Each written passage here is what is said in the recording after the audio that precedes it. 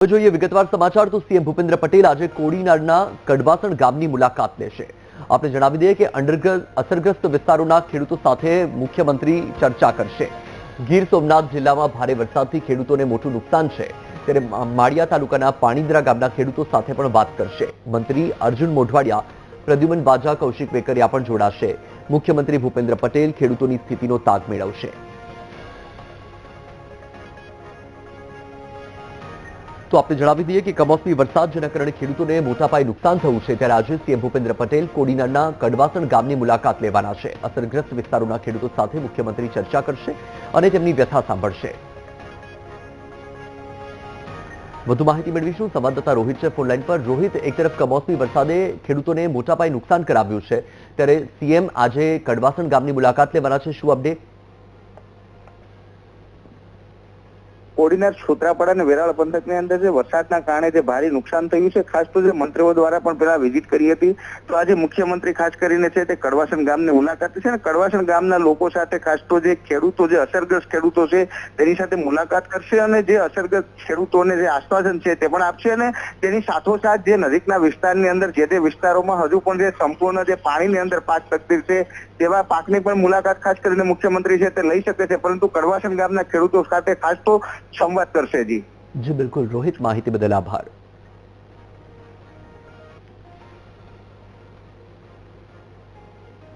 વડોદરામાં ખેડૂતોની પડ્યા પર પાટું વાગ્યા જેવી સ્થિતિ છે। જી હા, કમોસમી વરસાદના માર પછી હવે શાકભાજીના ભાવમાં ઘટાડો થયો। નુકસાનીમાંથી ઉગરવા ખેડૂતોએ શાકભાજી માર્કેટમાં ઠાલવતા ભાવમાં ઘટાડો જોવા મળ્યો। મોટાભાગના શાકભાજીમાં 50% જેટલા ભાવ ઘટ્યા। ભાવ ઘટતા ગ્રાહકોને ફાયદો, પણ ખેડૂતોને મોટું નુકસાન।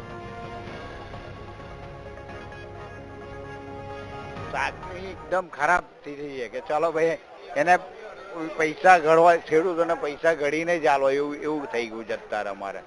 આ તુવેર અત્યારે અમે પહેલા 100-120 રૂપિયા વેચતા હતા, અત્યારે તુવેરો 60 થી 40 રૂપિયા કિલો તુવેરો મળે છે। પાપડી બી એ ભાવ મળે, તમારે ઊંધિયાની પાપડી સિઝન ચાલુ થઈ એટલે ભાઈ પરવર છે તે 40 રૂપિયા કિલો, 60 રૂપિયા કિલો છે। ભીંડા 40 રૂપિયા કિલો છે। તમે દૂધી જોવા જાઓ તો દૂધી બી 20 રૂપિયા કિલો, ટામેટા 20 થી 30 રૂપિયા કિલો છે। પછી મરચાઈ 40 રૂપિયા કિલો છે, કારેલાઈ 40 રૂપિયા કિલો છે। શાક થોડું સસ્તું થયું છે, ખેડૂતોને થોડું નુકસાન છે પણ ફાયદો થઈ રહ્યો। પહેલા કરતા થોડું ઓછો છે ભાવ, પહેલા બહુ હતો પણ અત્યારે ઓછો છે થોડો, પહેલા કરતા ઘણો ભાવ ઓછો છે। પહેલા બહુ હતો, એમણે તો છે જ ને નુકસાન, ખેડૂતોને છે જ નુકસાન, નથી નહીં। એક તરફ ખેડૂતો વરસાદના મારથી પાયમાલ થયા છે। કુદરત સામે હારી ગયેલા ખેડૂતો સરકારને પાક ધિરાણ માફ કરવા માટે ટળવળી રહ્યા છે। તેવામાં સુરતના ઉદ્યોગપતિ બાબુભાઈ જીરાવાલાએ માનવતા મહેકાવી છે। મૂળ અમરેલીના જીરા ગામના ઉદ્યોગપતિએ પોતાના ગામના ખેડૂતોના દુઃખ દૂર કર્યા છે। ગામના ખેડૂતોનો પ્રાણ પ્રશ્ન એવો મંડળીના દેવાને ચૂકતે કરી દીધા છે। વાત જાણે એમ છે કે વર્ષ 1992માં મંડળીમાંથી ખેડૂતોના નામે બોગસ ધિરાણ ઉપાડી લેવાયું હતું, જે ન ભરાતા જીરા ગામના ખેડૂતો વર્ષો સુધી સરકારી લાભથી વંચિત રહ્યા। ગામના ખેડૂતોના પ્રશ્નનો અંત લાવવા માટે તેમણે 290 ખેડૂતોની લોન ચૂકતે કરી દીધી। બેંક સાથે વાટાઘાટો કરીને અંદાજે 90 લાખ રૂપિયા જેટલી માતબર રકમ ભરીને જીરા ગામને દેવામુક્ત કરી નાખ્યું। બાબુભાઈના પ્રતાપે આજે વર્ષો જૂના પ્રશ્નનો અંત આવ્યો છે। બાબુભાઈના સત્કાર્યથી ગામના ખેડૂતોના જીવનમાં નવો સૂર્ય ઉગ્યો છે। મારા જીરા ગામની અંદર એક જીરા સેવા સહકારી મંડળી ચાલતી હતી। આ મંડળી ભાવનગર જિલ્લાની અંદર પ્રથમ તારીખ 26/8/1923 એટલે કે 102 વર્ષ પહેલા આ અસ્તિત્વમાં આવેલી। એ સમય અંતર્ગત ખૂબ સરસ ને સારા વહીવટો ચાલતા હતા, પણ 1992ની અંદર આ સહકારી મંડળીના પ્રમુખ મંત્રીએ ખેડૂતોને અંધારામાં રાખી, ભોળા જે ખેડૂતો હતા કે જે અભણ હતા એમને અંગૂઠા મરાવીને એના નામે બોગસ ધિરાણ લીધું। 1995ની અંદર જીરા ગામના જાગૃત ખેડૂતોના ધ્યાનમાં આવ્યું અને આ મંડળીના પ્રમુખ મંત્રીની સામે જન આંદોલનો થયા, સરકારોમાં રજૂઆત થઈ। એનો ફાયદો એવો થાય કે આદિ સુધી નાના મોટા પરિવારો હોય, જમીનના વિવાદના કારણે ખાતા અલગ ન થાય એના માટે અંદરો અંદર ઘર્ષણ થઈ ગયું હતું કે ભાઈ મોટો હોય તો કે ભાઈ એ રેણું બાપાએ કર્યું છે, બાપા તારી ભેળા રહેતા, તો રેણું તારે મંડળીનું ભરવાનું, હું નહીં ભરું। એવી રીતે ઘરમાં નાના મોટા પ્રશ્નો એવા આવતા હતા ભાઈઓ ભાગે કે ભાઈ સરકારી વેણું છે મોટો છો તારી ફેરા દાદા રહેતા તારે ભરવાનું, એ દાદાએ કરેલું છે. એટલે એવા અવારનવાર ઘરે ઘર્ષણો થતા હતા. એટલે બાબુભાઈને અવારનવાર ગામ લોકો રજૂઆત કરતા હતા કે અમને આ કરજ મુક્ત કરાવો. એટલે બાબુભાઈ જે ઉદ્યોગપતિ છે એ ખેડૂતોનું સારું કામ કર્યું છે અને ખેડૂતો હવે લોન લઈ શકશે. ગામના લોકો વર્ષોથી આ મંડળીના દેવામાં પીસાતા હતા. જે અમારા બાબુભાઈ એક પ્રશ્નનો હલ કર્યો છે.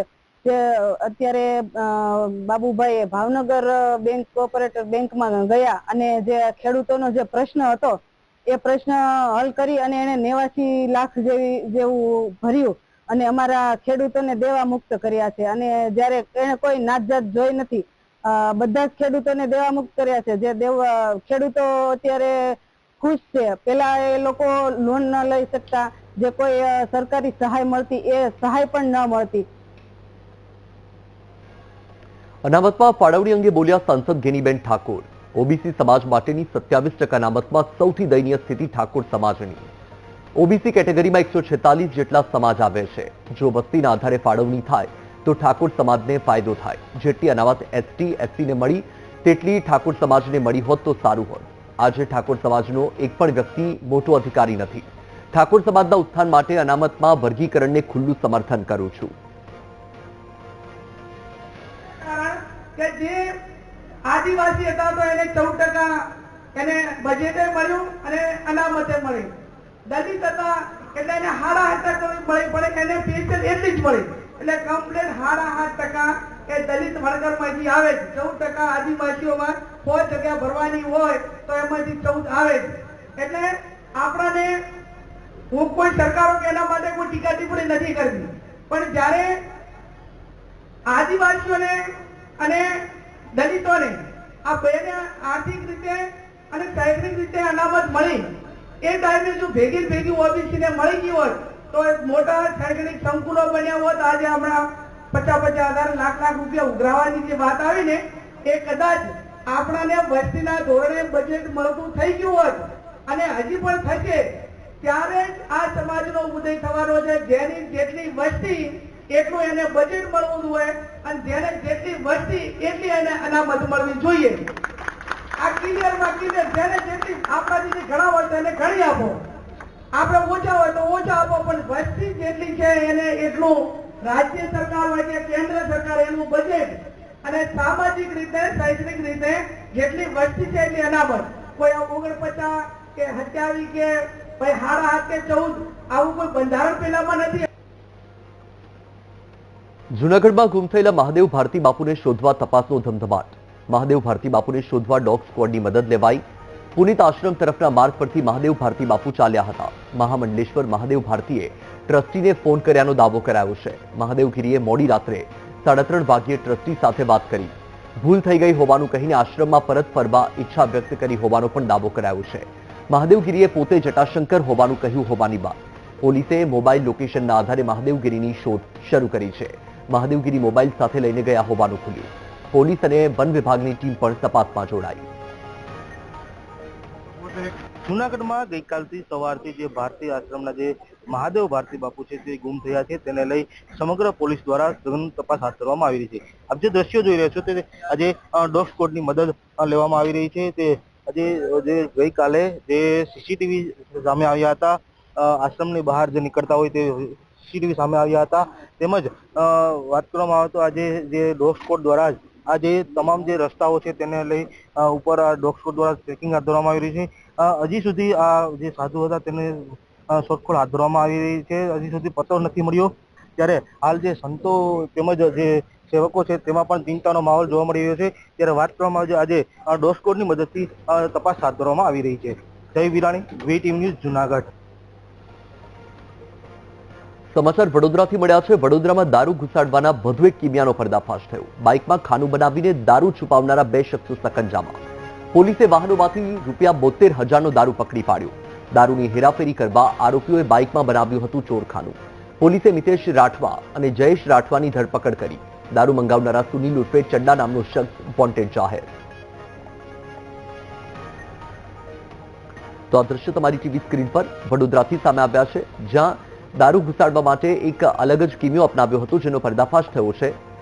હાલ તો આ જે શખ્સો છે તેમણે બાઇકમાં ખાનું બનાવ્યું હતું અને દારૂ છુપાવ્યો હતો. 2 શખ્સો સકંજામાં આવી ગયા છે, તેમની ધરપકડ કરાઈ છે.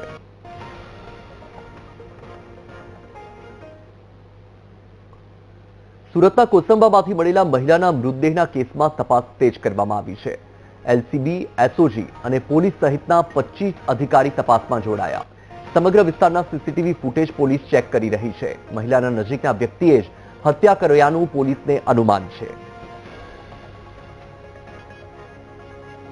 जो कोसंबा पुलिस स्टेशन है उसका कोसंबा तरसाड़ी ओवर ब्रिज के बाजू में सर्विस रोड के नजदीक वहाँ एक खोदकाम चल रहा था. वहाँ आज मॉर्निंग में एक पर्पल कलर की ट्रॉली बैग मिली थी. वो शंकास्पद थी और मारुति सुजुकी का शोरूम है बाजू में. उन्होंने बताया कि इसमें कोई डेड बॉडी लग रही है. तात्कालिक पुलिस पहुंची, हमारी सभी टीम्स पहुंची और उसमें तकरीबन 20 से 25 साल की उम्र की एक लेडी की डेड बॉडी मिली है. उसके नाक से खून बह रहा था और अभी उनका पीएम करने के लिए जो डेड बॉडी है वो सिविल हॉस्पिटल भेजी गई है. अभी हम उनको आइडेंटिफाई कर रहे हैं. उनके हाथ पे जो टैटू है वो टैटू पे के बीच में दिल का चित्र है और के और एस, मतलब के दिल का चित्र और एस, इस प्रकार का टैटू है. तो लोगों को भी अपील है कि अगर कोई ऐसा आपके भी ध्यान में हो तो पुलिस को इन्फॉर्म किया जाए. અમદાવાદ એરપોર્ટ પરથી કરોડોના ગાંજા સાથે 2ની ધરપકડ કરાઈ. બેંકોકથી આવેલી ફ્લાઇટમાં 2 આરોપીઓ ગાંજા સાથે ઝડપાયા. 6 કરોડ રૂપિયાના હાઇબ્રિડ ગાંજા સાથે 2 આરોપીની ધરપકડ કરવામાં આવી છે. કુલ 6 કરોડ રૂપિયાનો હાઇબ્રિડ ગાંજો કસ્ટમ વિભાગે જપ્ત કર્યો.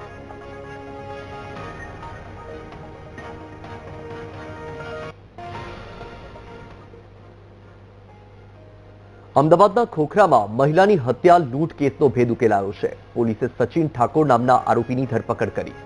આપણે જણાવી દઈએ કે પૈસાની જરૂરિયાત માટે મહિલાની હત્યા કરી હોવાનું સામે આવ્યું છે. બેકાર હોવાથી મકાનનું ભાડું પણ ભરી શકતો ન હતો આરોપી. બર્થડે સેલિબ્રેશન કરવા ધનીબેન વાઘેલાની હત્યા કરી હતી. 1 વર્ષ પહેલા વૃદ્ધ મહિલાના પરિચયમાં આવ્યો હતો આરોપી. ખોખરા પોલીસે આરોપીની ધરપકડ કરી વધુ તપાસ હાથ ધરી છે. બનાવના 2 દિવસ બાદ એટલે કે તારીખ 13/9ના રોજ તેનો જન્મદિવસ આવતો હોય તેના ઉજવણી માટે રૂપિયાની જરૂર પડતા તે ધનીબેનને ત્યાં ગયો હતો. ત્યાં ધનીબેન સૂઈ રહેલા હતા. તેમને તેના મોઢા પર એક હાથે ઓસીકું રાખ્યું અને બીજા હાથે ગળું દબાવી તેમને મૃત્યુને અંજામ આપ્યો હતો અને તેમની કાનમાં રહેલી બુટ્ટી લઈને નાસી ગયેલો હતો. પોલીસને માહિતી મળતા પોલીસે આરોપીની અટક કરેલી છે. તેમજ આરોપી જોડેથી જે કારમાં ધનીબેનને ત્યાં ગયો હતો તે કાર અને મોબાઈલ બંને કબજે કરેલા છે. વડોદરાના લક્ષ્મીપુરામાં બબાલ કરનારા પોલીસના સકંજામાં. પૈસાની લેતી દેતીમાં રસ્તા પર બબાલ કરી હતી. રસ્તા પર માથાકૂટના દ્રશ્યો પણ સામે આવ્યા હતા. ઝઘડાનો વિડીયો વાયરલ થતા પોલીસે કાર્યવાહી કરી. પોલીસે અમિત માડી, નરેન્દ્રસિંહ સિંધા, અર્જુન માડીને પકડી પાડ્યા. મયુરસિંહ રાણા, હિમાંશુ કેતવાસ, વૃષાંક શાહની ધરપકડ કરી. પોલીસે આરોપીઓ પાસે માફી મંગાવી કાયદાનું ભાન કરાવ્યું. તો આ દ્રશ્ય તમારી ટીવી સ્ક્રીન પર 2 અલગ અલગ દ્રશ્ય છે. એક તરફના દ્રશ્ય કે જ્યાં આ શખ્સોએ આતંક મચાવ્યો હતો અને બીજી તરફ પોલીસના સકંજામાં આવીને કેવી રીતે લાચાર બનીને માફી માંગી રહ્યા છે. દ્રશ્યમાં તમે જુઓ વડોદરાના લક્ષ્મીપુરાના દ્રશ્ય છે કે જ્યાં પૈસાની લેતી દેતીમાં રસ્તા પર માથાકૂટ કરી હતી, બબાલ કરી હતી. ઝઘડાનો વિડીયો વાયરલ થયો હતો અને ત્યારબાદ પોલીસે કાર્યવાહી કરી છે. વધુ માહિતી મેળવીએ સંવાદદાતા માનુ ચાવડા ફોન લાઈન પર. માનુ, લક્ષ્મીપુરામાં જે શખ્સોએ બબાલ કરી હતી, માથાકૂટ કરી હતી, તે શખ્સો પોલીસના સકંજામાં આવી ગયા છે. શું કાર્યવાહી? વત્સલ, આ તમામ આરોપીઓની ધરપકડ કરવામાં આવી છે. દારૂ પી અને પૈસાની લેતી દેતીના મામલે જાહેરમાં ઝઘડો કર્યો હતો, મારામારી કરી હતી. તમામની લક્ષ્મીપુરા પોલીસે ધરપકડ કરી છે. 9 જેટલા આરોપીઓ છે એમની ધરપકડ કરવામાં આવી છે અને જાહેરમાં મારામારી કરવા બદલ એમની પાસેથી માફી પણ મંગાવવામાં આવી છે અને જાહેરનામાનો ભંગનો ગુનો દાખલ કરવામાં આવ્યો છે. શહેરમાં સરેઆમ ગુંડાગીરી કરતા આવા તત્વો છે એમના વિરુદ્ધમાં પોલીસે કડક કાર્યવાહી હાથ ધરવી જોઈએ એવી લોકો માંગ કરી રહ્યા છે. ત્યારે આ 9 આરોપીઓને પોલીસે કાયદાનો પાઠ ભણાવ્યો છે. જી વત્સલ. જી બિલકુલ. માનુ, માહિતી બદલ આભાર.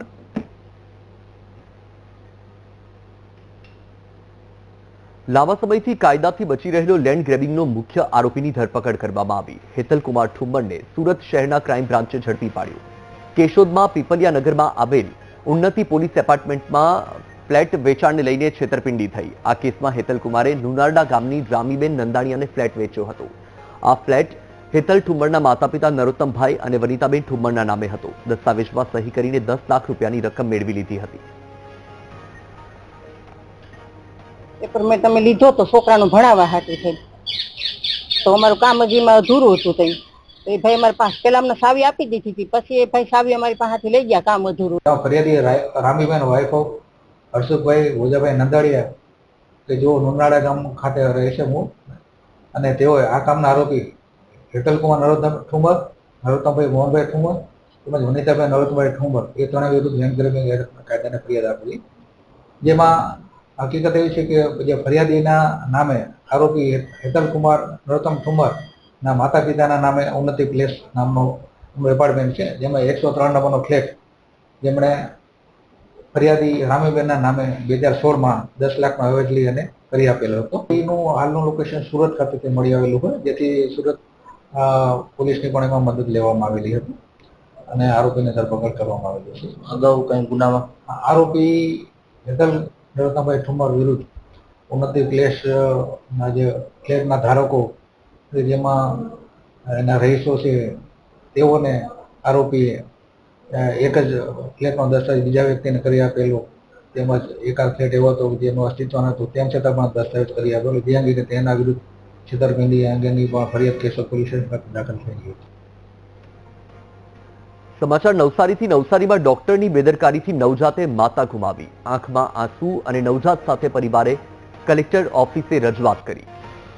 ડોક્ટર વૈભવી પટેલની બેદરકારીથી જીવ ગયાનો પરિવારનો દાવો છે. ડોક્ટરે વિલંબ કરતા જાનવી ટંડેલ નામની મહિલાનું મોત થયાનો આરોપ. ડોક્ટરની નિષ્કાળજીના લીધે પ્રસૂતાના ગર્ભાશયમાં જામી ગયા હતા લોહીના ગઠ્ઠા. ઓપરેશન પછી પણ જાનવી ટંડેલે જીવ ગુમાવ્યો. ઘટના બની એમાં મને ટોટલી ડોક્ટરની બેદરકારી લાગે છે. ડિલિવરી થયેલી 8:10 ને એ બી બહુ ફોર્સફુલ ડિલિવરી હતી. એકદમ નોર્મલ ડિલિવરી તો અમે 45 મિનિટ લગાડેલી. અમે બધા બહાર જ બેઠા હતા. અમે મારી બેનનો અવાજ સાંભળ્યો છે બહાર 8:10 તે છતાં ડિલિવરી થવા છતાં બી એમણે ઓપરેશન જે કર્યું એ બીજા દિવસે 9 વાગે જેવું થયું. એટલે ટોટલી 24 કલાકથી ઉપર સમયગાળો લીધો, જેના લીધે મારી બેન બચી ના શક્યા. એટલે આજે 24 કલાકની જે ગંભીર બેદરકારી ડોક્ટરે બતાવી છે એના માટે અમે આજે આવ્યા છે. જાનવીબેન ટંડેલ છે, જેનું હમણાં વરદાન હોસ્પિટલ વૈભવી ડોક્ટરના હેઠળ એમનું મૃત્યુ થયું, પ્રેગ્નન્સી દરમિયાન મૃત્યુ થયું છે. એમાં ટોટલી જવાબદારી ડોક્ટર વૈભવી પટેલની છે, કારણ કે મારી વાઈફ એકદમ નોર્મલ ડિલિવરી કરવા છતાં બરાબર વૈભવીબેનના કેસમાં એને એટલી સમજ ન પડી અને અલગ અલગ ટ્રીટમેન્ટ આપતા રહ્યા, અને જે મુદ્દો હતો એ મુદ્દો સાઈડ પર રહી ગયો. ગર્ભાશયનો મુદ્દો હતો એ સાઈડ પર રહી ગયો. અને જ્યારે સીટી સ્કેન ને બધું કરવામાં આવ્યું, બીજા બધા રિપોર્ટો કરવામાં, ત્યારે ખબર પડી કે એનું 2 થી 3 સેન્ટીમીટર જેટલું ગર્ભાશયમાં ફાટ પડી ગયેલો હતો. અને ત્યારબાદ બીજા બધા ડોક્ટરનો અમે રિફર કર્યો કે આ લોકો બી સાથે હોય તો જ અમે ઓપરેશનની મંજૂરી આપીશું. તો એ બધા ડોક્ટરની મંજૂરી લઈને જ્યારે ઓપરેશન કરવામાં આવ્યું ત્યારે એમનો બહુ લેટ થઈ ગયું હતું. સુરેન્દ્રનગરના સાયલાના ખેડૂતો પીજીવીસીએલની બેદરકારીથી પરેશાન. તાલુકાના 72 ગામના પ્રશ્નો સાંભળવા કોઈ અધિકારી ફરજ પર નથી. પીજીવીસીએલના અધિકારીઓની બેદરકારીથી ખેડૂતો રામ ભરોસે. ગામના ખેતીવાડીના કુલ 16 ફીડર હાલ બંધ હાલતમાં હોવાનું ખુલ્યું છે. છેલ્લા 3 દિવસની 100 જેટલી ફરિયાદો છતાં કોઈ સાંભળનાર નથી. નાયબ engineer, junior engineer, senior clerk, junior clerk સહિતના સ્ટાફની અછત છે. પણ જીએબીમાં જવાબદાર વ્યક્તિ અત્યારે હાલ હાજર નથી અને એક કુદરતનો માવઠાનો માર છે. તો અહીંયાથી જાણવા મળ્યું છે કે સાયલા તાલુકાના નાના મોટા 16 ફીડર અત્યારે હાલમાં સાવ બંધ પડેલા છે. અને ત્યારે અમે અહીંયા જાણ્યું કે ફરિયાદ કેટલી 3 દિવસમાં 75 જેટલી લોકો તરફથી ફરિયાદો અહીંયા મળેલી છે કે જે ઝીણા મોટા ફોલ્ટ હોય છે. તો અહીંયા જે તંત્ર કે જે કોઈ અધિકારીઓ જવાબદાર હતા એ લોકોને અહીંયા છૂટા કરી દીધા છે. અને ત્યાર પછી કોઈ જવાબદાર વ્યક્તિને અહીંયા જીએબીમાં નિમણૂક કરવાની હોય છે અથવા તો એમને જવાબદારી આપવાની હોય, એવા વ્યક્તિ અત્યારે કોઈ અહીંયા હાજર નથી. આજે સાયલા તાલુકામાં જીએબી ઓફિસે અમે આવ્યા ત્યારે અમને જાણવા મળ્યું કે કોઈ સાહેબ અહીંયા હાજર નથી, રાજીનામા દઈને જતા રહ્યા છે. તો અત્યારે ખેડૂત માણસ અહીંયા ઘણા પણ બેઠા છે, કોઈ જવાબદાર વ્યક્તિ નથી. ત્યારે અમને બધાના ફોન આવ્યા એટલે અમે જીએબી ઓફિસમાં આવ્યા અને અમને જાણવા મળ્યું કે સાહેબ હાજર નથી. જે અત્યારે કામગીરી માટે પીરિયડ માટે નીકળે છે, અડધા પીરિયડ ચાલુ કરે છે અને અડધા બંધ રાખે છે. Welcome back. બુલેટિનમાં આગળ વાત કરીએ તો રાજસ્થાનના જયપુરમાં બેફામ ડમ્પરે મોટો અકસ્માત સર્જ્યો. બેકાબુ ડમ્પરે એક પછી એક 10 વાહનોને અડફેટે લીધા. ઘટનામાં 10 લોકોના ઘટના સ્થળે કરુણ મોત નીપજ્યા છે. ડમ્પરની અડફેટે આવતા 40થી વધારે લોકોને ઈજા થઈ. અનેક લોકોને ગંભીર હાલતમાં હોસ્પિટલમાં ખસેડવામાં આવ્યા. ઘટના પછી રસ્તા પર મોટી સંખ્યામાં લોકો ઉમટી આવ્યા. પોલીસ અને રેસ્ક્યુ ટીમે ઘટના સ્થળે પહોંચીને કામગીરી શરૂ કરી.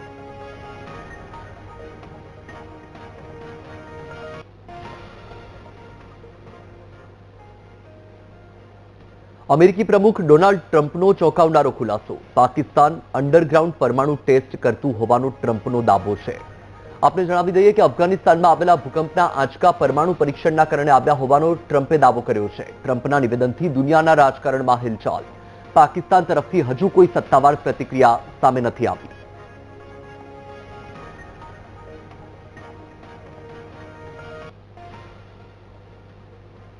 આવતીકાલથી શરૂ થનાર એસઆઈઆરની પ્રક્રિયાને લઈને ભાજપના એસઆઈઆર ઇન્ચાર્જની પ્રતિક્રિયા સામે આવી છે. ડોક્ટર હેમાંગ જોશીએ એસઆઈઆરની પ્રક્રિયામાં હકારાત્મક દિશામાં લઈ જવાની વાત કરી. પ્રદેશ પ્રમુખ અને વરિષ્ઠ નેતાઓ દ્વારા ભાજપના કાર્યકર્તાઓને માર્ગદર્શન અપાયું. પાયાના સ્તરથી કાર્યકર્તાઓ પ્રક્રિયામાં જોડાઈને કામ કરશે. ડોક્ટર હેમાંગ જોશીનું આ નિવેદન છે. ખોટા મતદારો હોવાનું કહેતી કોંગ્રેસનો એજન્ડા નહીં ચાલે.